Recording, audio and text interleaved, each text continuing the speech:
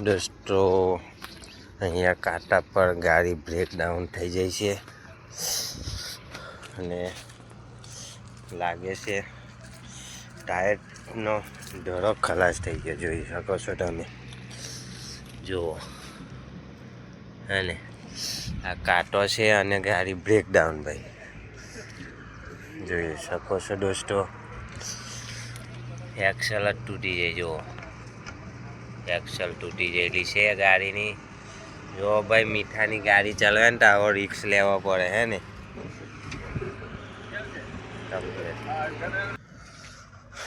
જો ભાઈ મીઠાની ગાડી ચલાવે ને તો આવો રિક્સ લેવો પડે છે ને.